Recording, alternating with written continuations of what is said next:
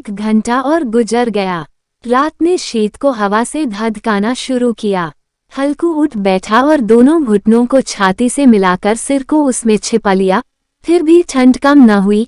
ऐसा जान पड़ता था सारा रक्त जम गया है, धमनियों में रक्त की जगह हिम बह रही है। उसने झुककर आकाश की ओर देखा। अभी कितनी रात बाकी है। सप्तर्षि अभी आकाश में आधे भी नहीं चढ़े। ऊपर आ जाएंगे तब कहीं सबेरा होगा। अभी पहर से ऊपर रात है। हल्कू के खेत से कोई एक गोली के टप्पे पर आमों का एक बाग था। पतझड़ शुरू हो गई थी। बाग में पत्तियों को ढेर लगा हुआ था।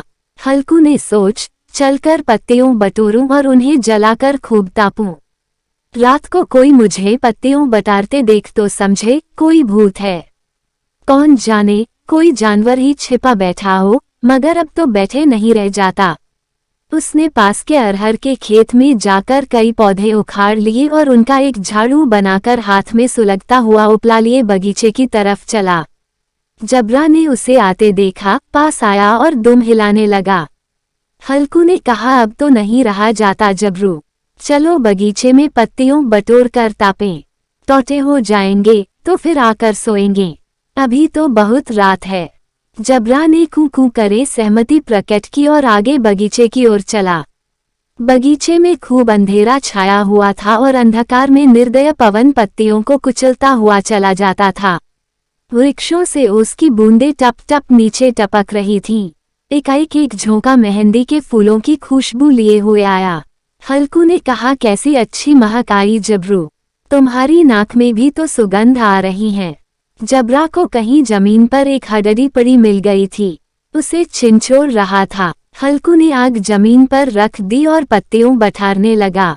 जरा देर में पत्तियों का ढेर लग गया था। हाथ ठिठुरे जाते थे, नंगे पांव गले जाते थे और वह पत्तियों का पहाड़ खड़ा कर रहा था। इसी अलाव में वह ठंड को जलाकर भस्म कर देगा। थोड़ी देर में अलावा जल उठा। उसकी लौ ऊपर वाले वृक्ष की पत्तियों को छू छू कर भागने लगी। उस अस्थिर प्रकाश में बगीचे के विशाल वृक्ष ऐसे मालूम होते थे मानो उस अथाह अंधकार को अपने सिरों पर संभाले हुए हों। अंधकार के उस अनंत सागर में यह प्रकाश एक नौक के समान हिलता मचलता हुआ जान पड़ता था।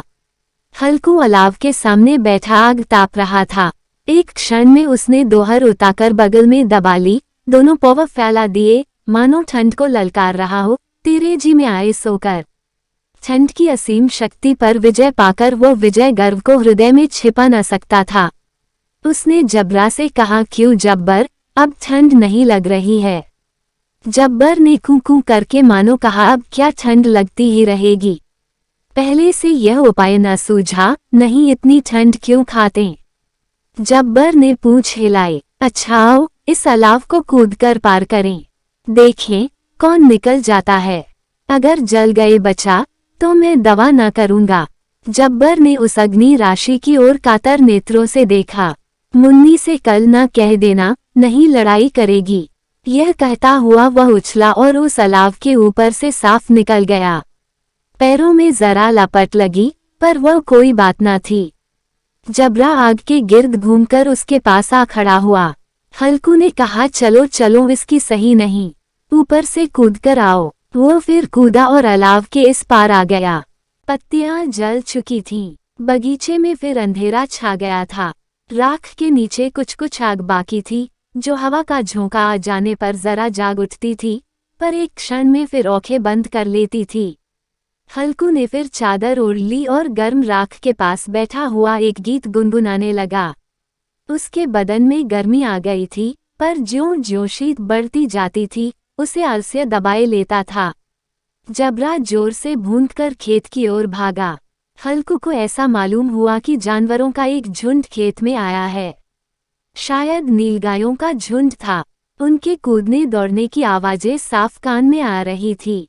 फिर ऐसा मालूम हुआ कि खेत में चर रही है।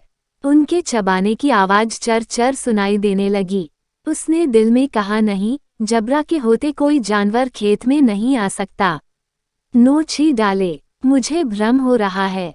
कहाँ, अब तो कुछ नहीं सुनाई देता। मुझे भी कैसा धोखा हुआ। उसने जोर से आवाज लगाई, जबरा जबरा। जबरा भूनता रहा, उसके पास न आया। फिर खेत के चरे जाने की आहट मिली। अब वह अपने को धोखा न दे सका। उसे अपनी जगह से हिलना जहर लग रहा था। कैसा दंदाया हुआ बैठा था। इस जाड़े पाले में खेत में जाना, जानवरों के पीछे दौड़ना असह्य जान पड़ा। वह अपनी जगह से न हिला। उसने जोर से आवाज लगाई, हिलो हिलो हिलो। जबरा फिर भून उठा। जानवर खेत चर रहे थे। फसल तैयार है। कैसी अच्छी खेती थी, पर ये दुष्ट जानवर उसका सर्वनाश किए डालते हैं। हल्कू पक्का इरादा करके उठा और 2-3 कदम चला, पर एकाएक हवा का ऐसा ठंडा, चुभने वाला, बिच्छू के डंक का सा झोंका लगा कि वह फिर बुझते हुए अलाव के पास आ बैठा और राख को कुरेद कर अपनी ठंडी देह को गरमाने लगा। जबरा अपना गला फाड़ डालता था, नील गाय खेत का सफाया किए डालती थी और हल्कू गर्म राख के पास शांत बैठा हुआ था। अकर्मण्यता ने रस्सियों की भांति उसे चारों तरफ से जकड़ रखा था। उसी राख के पास गर्म जमीन पर वही चादर ओढ़कर सो गया। सवेरे जब उसकी नींद खुली, तब चारों तरफ धूप फैली गई थी और मुन्नी की रही थी, क्या आज सोते ही रहोगे तुम? यहाँ आकर रम गए और उधर सारा खेत चौपट हो गया। हल्कू न उठकर कहा, क्या तू खेत से होकर आ रही है? मुन्नी बोली, हाँ, सारे खेत का सत्यानाश हो गया। भला ऐसा भी कोई सोता है? तुम्हारे यहाँ मदया डालने से क्या हुआ? हल्कू ने बहाना किया, मैं मरते मरते बचा, तुझे अपने खेत की पड़ी है। पेट में ऐसा दर्द हुआ कि मैं नहीं जानता हूँ। दोनों फिर खेत के डांड पर आए। देखा सारा खेत रौदा पड़ा हुआ है और जबरा मैदया के नीचे चित लेटा है, मानो प्राण ही न हो। दोनों खेत की दशा देख रहे थे। मुन्नी के मुख पर उदासी छाई थी, पर हल्कू प्रसन्न था। मुन्नी ने चिंतित होकर कहा, अब मजूरी करके मालगुजारी भरनी पड़ेगी। हल्कू ने प्रसन्न मुख से कहा, रात को ठंड में यह सोना तो न पड़ेगा।